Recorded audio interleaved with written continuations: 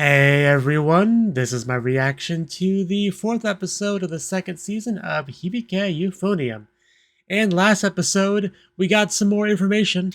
Specifically, from Asuka, we talked to her and we found out that Mizuda not a big fan of Nozomi. Like we kind of got that impression before, but like she really laid it down on the table for us. And also that Nozomi just kind of doesn't know about it, right?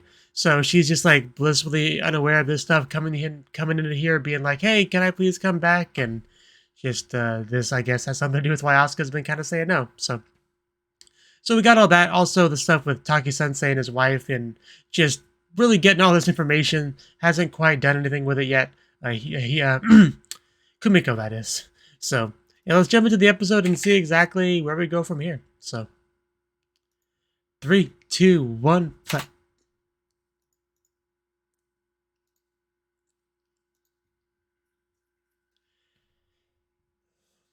Yeah, and she found out that.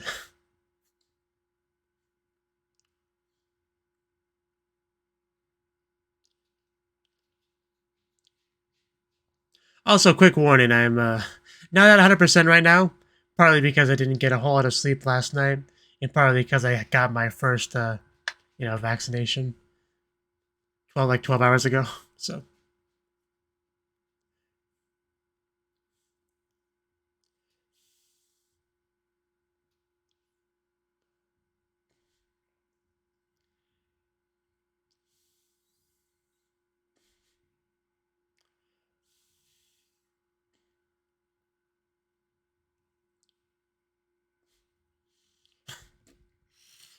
mm.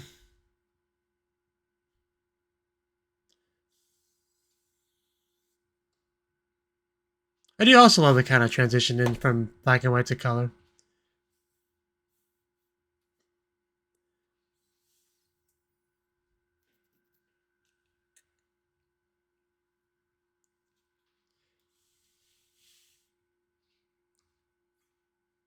Yeah, I got a shot on my left arm, and it kind of hurts to lift it above a certain point, so I probably won't do that.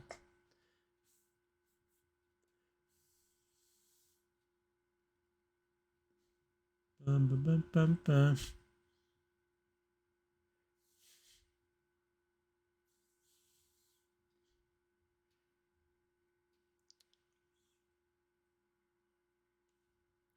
Okay.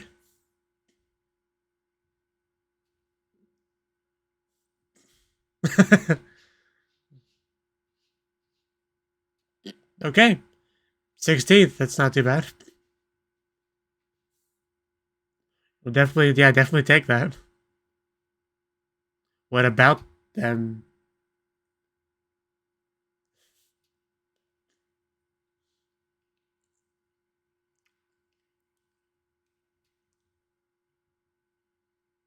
Right before us?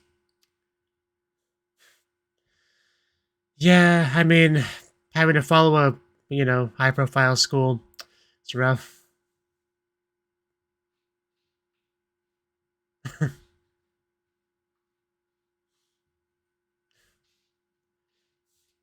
Yeah, it's not just the well known schools to worry about.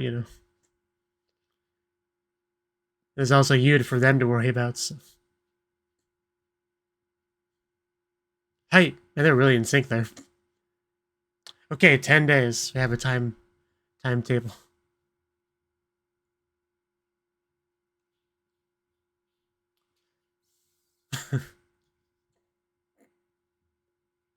Awakening? Oh boy.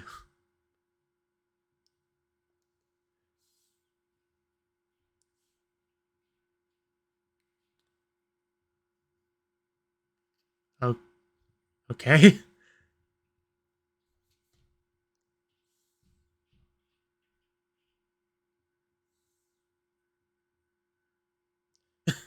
It's good enough. We don't have high standards for you. High bar.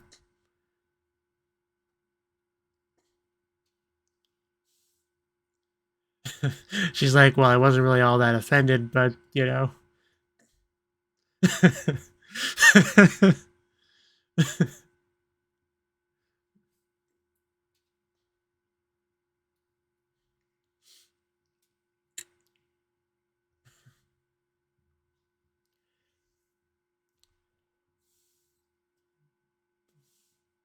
I will do my I will do my best to have fun, Sensei. I make no promises. She spotted people talking. Those two. Because Natsuki also doesn't know about the whole Nozomi Mizore thing, right? Or did we talking to you on a fight? When H-chan, you scary look in your face. Like, what happened? Okay, nice to see you.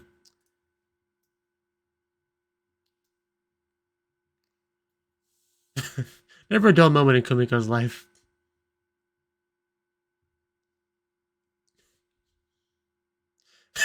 Emotion is air, confirmed.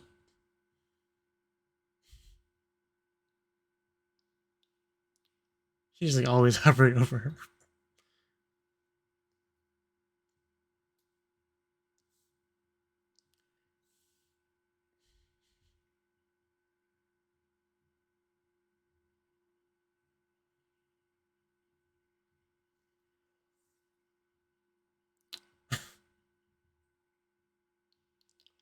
As we do. Easier said than done. You got a lot on your mind right now.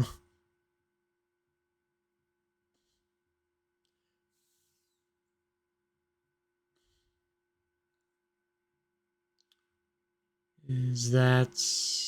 Try to tell from a distance, but... just peeking around the corner.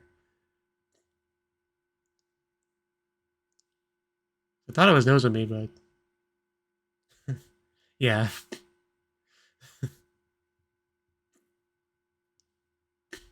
Also, I forgot to mention this, but we actually don't even know what specifically happened between Nozomi and Mizore.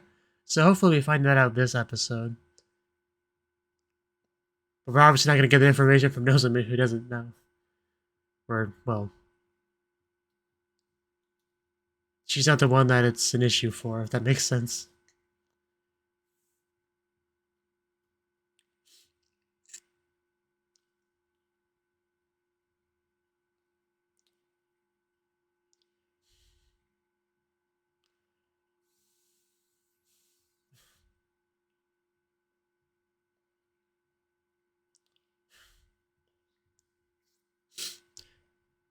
I mean, she seems likable enough. I don't see why Mizore doesn't.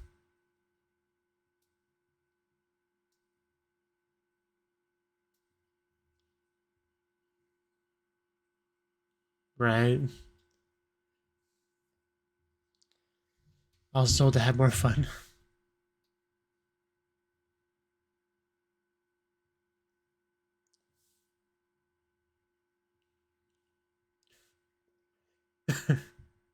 Explosion, you say.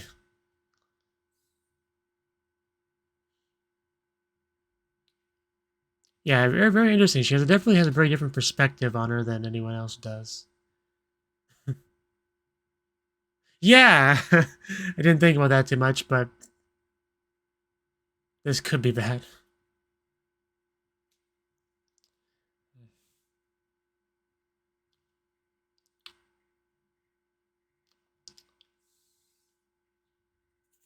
Well... hello? You definitely feel a bit of awkwardness there. Just doing the bare minimum, polite greetings and then being on her way.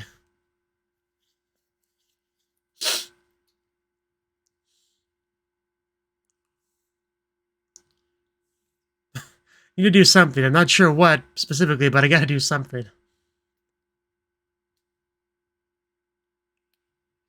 Okay.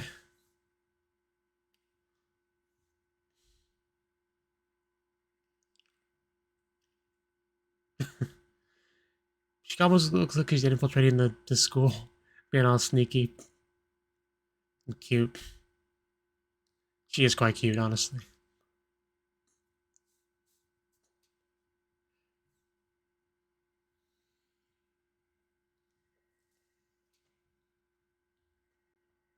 Did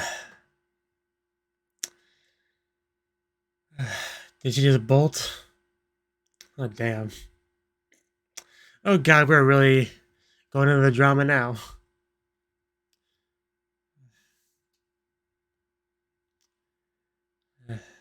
Man just really exploded there.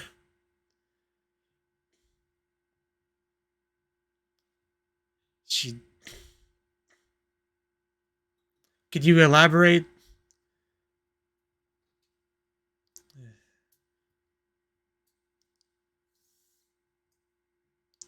Oh no, I haven't spotted. Why not?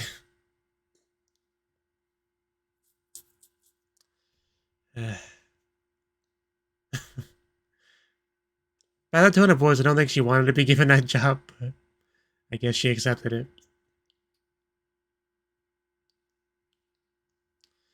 So, I guess there's some kind of expectation Musuda had of Nozomi that she didn't do, and that's was the start of things, I guess.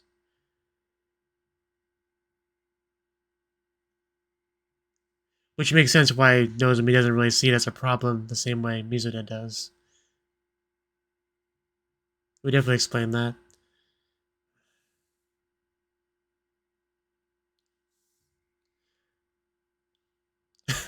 Getting tired?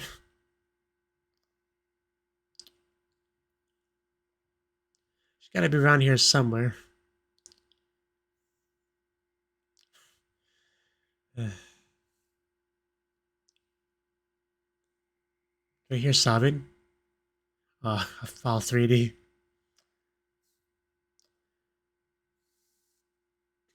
Well, we found her.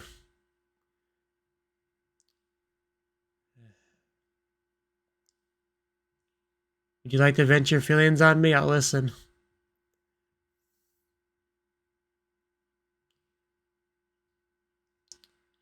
I just don't want to be anywhere near her.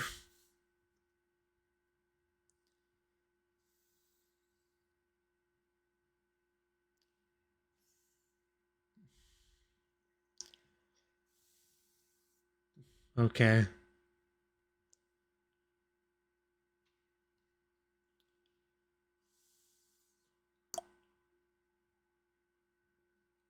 That is a horrible thing. I'm with you on that.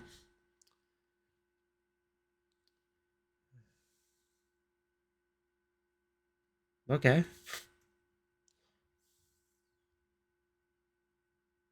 What about Yuko?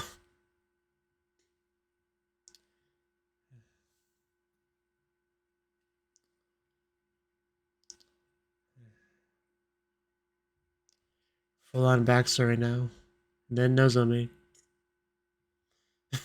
Is she the one that got her into the wind ensemble?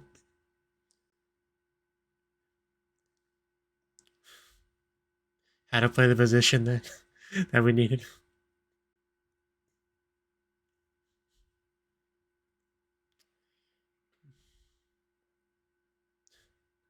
You can definitely feel a butt coming.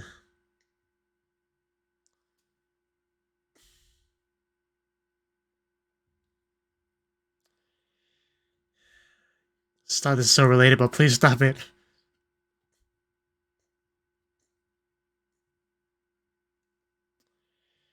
They didn't bother to tell her. That would definitely sting.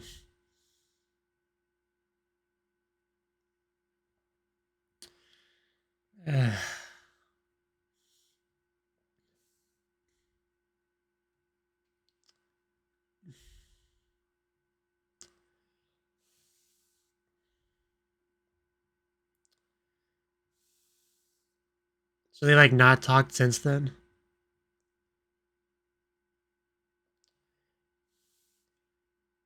I mean, what else does she have? She more or less lost a friend, so.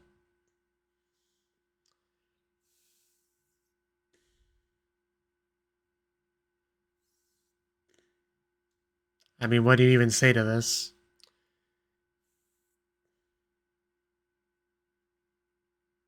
So yeah, there's definitely emotion there in a way.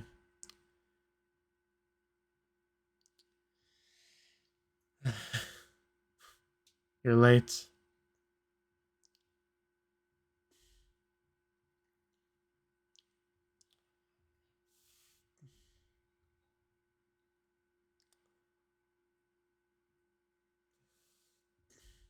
Again, what about Yuko? She's right there.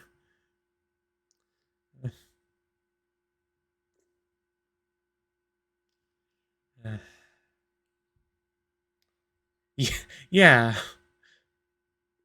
Like, you know, Ryuko can rub some people the wrong way, but...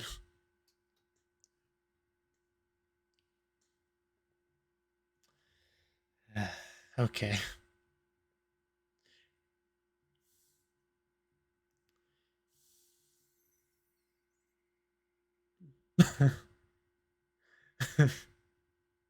Tell her. Those poor cheeks. I thought they were gonna fall over there. And again, Kimiko just watches all these things happen. Okay, there we go.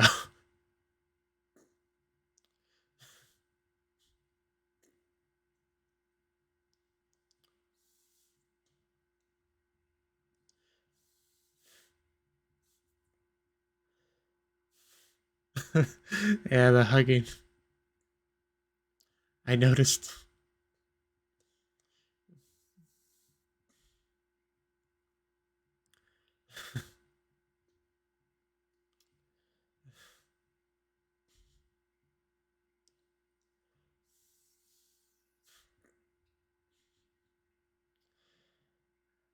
But Nozomi. Right, I guess I will be a part of it.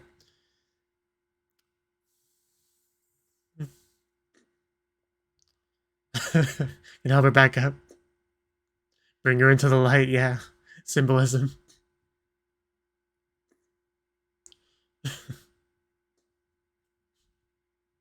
Please smile.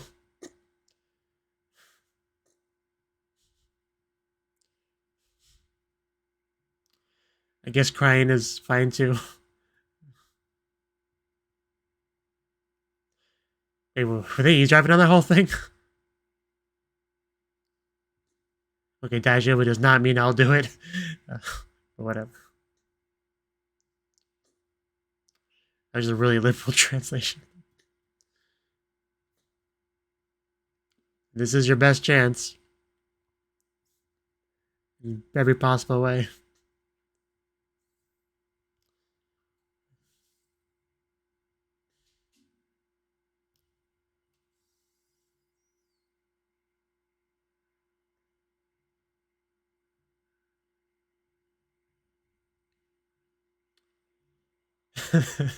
Baka.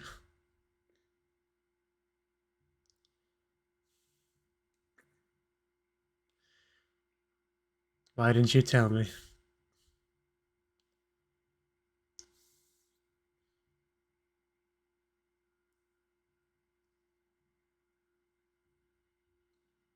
Wait, what?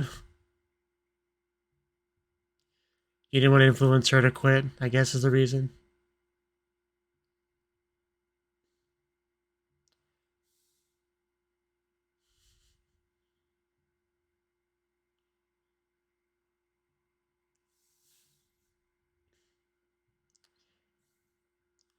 It's so weird, like there's so many different, you know, characters and perspectives and everything, and I kinda like understand almost every perspective. But yeah, she definitely took it the wrong way.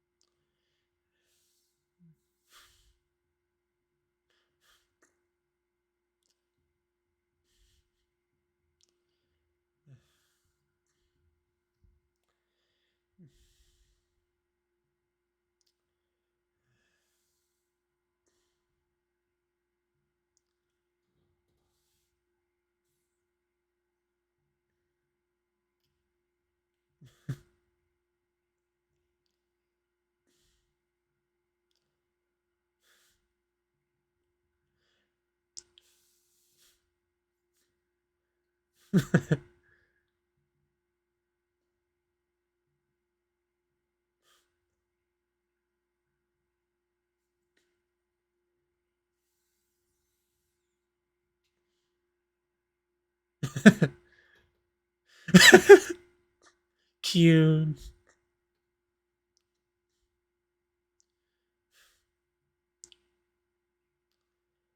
But there's so much to say about this episode.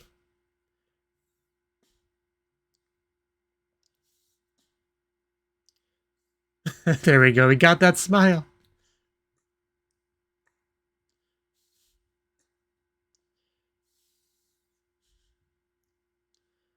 It was a team effort, but we got it.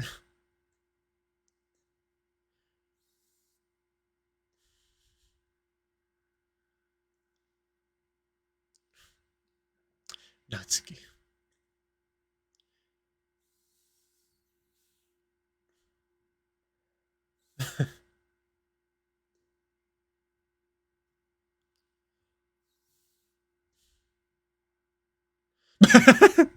Okay. That was a good comeback. For sure.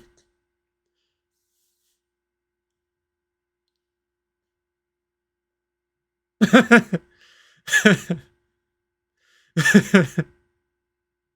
way she said that.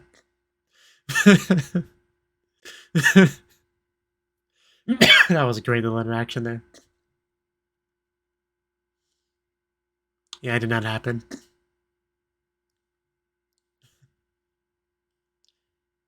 But hopefully this whole thing, helps.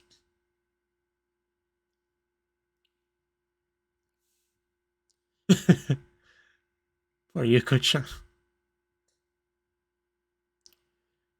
course she would say that.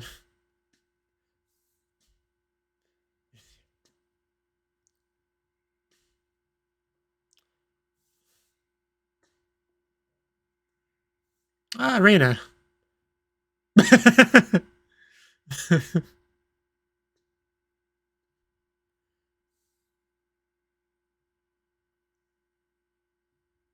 Definitely.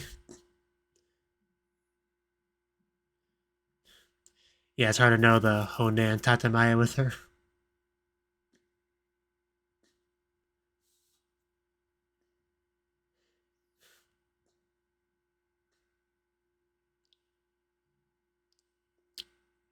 Running around, I guess.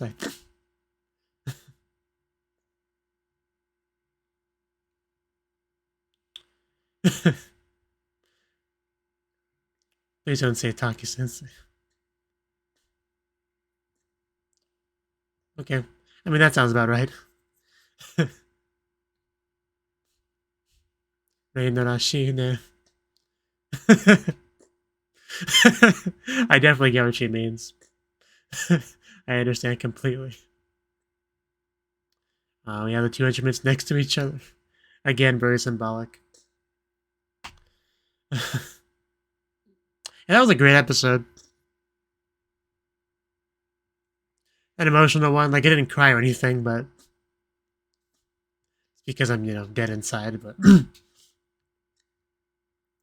still a great episode.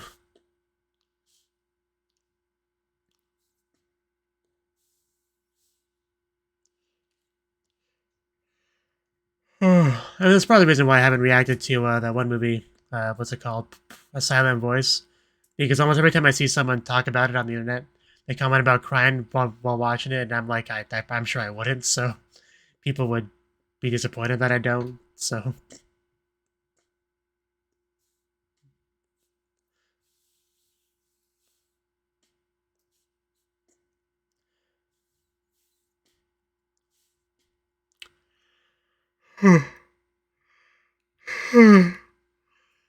oh, God, am I tired.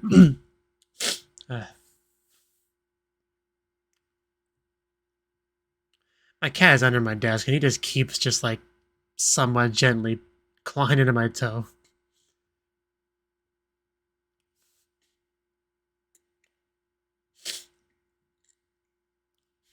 I almost wish I took notes on this episode, but I don't really have a good setup for that. Okay, that was the fourth episode of Hibike Euphonium Season 2. And there is a lot to unpack with this episode, definitely. So, you could pretty much call this the climax of the whole Nozomi Mizude arc, because up to this point, we really haven't given various information from various people with like their own, flawed perspective, because nobody has the full picture, right? Like, pretty much nobody. I mean, I guess Mizuno is probably the closest to having the full picture, but even her, didn't quite understand didn't quite understand Nozomi's feelings and reasons behind things and stuff like that. So nobody had a perfect understanding of the situation. So we really had to like come together to resolve things. And yeah, what did we know before this episode? We knew that Nozomi wanted, didn't want anything to do with, or we knew that Mizuha didn't want anything to do with Nozomi. She gets sick listening to her music, doesn't want to see her face. Like we had that sort of stuff. We knew that. I don't know if we knew too much beyond that, really, aside from the fact that something happened between them that caused this to happen, and Nozomi wasn't on the same page with Mizuha as knowing that anything, bad had happened. And that confused me a little bit. But once we got to the point where they revealed that it was more of a what she didn't do rather than what she did do, that suddenly made a lot more sense. Because, yeah, it's one of those things where somebody can feel like they were slighted in some way just because of their own stuff. And even though the other person really didn't do anything wrong, a lot of the time it's mostly just how the person feels, if that makes sense. Like a perceived slight, I guess you would call it. But yeah, that whole thing made more sense at that point. But yeah, Nozomi, she really is quite cute. Just like the way she's like, she like peeks behind corners and stuff. Like, I don't know, it's cute. I enjoy the Nozomi stuff, right? But yeah, she eventually found her way to Mizuha, and that's where things really blew up, man. Like, you could tell, like, as soon as she got there, like, things were about to explode.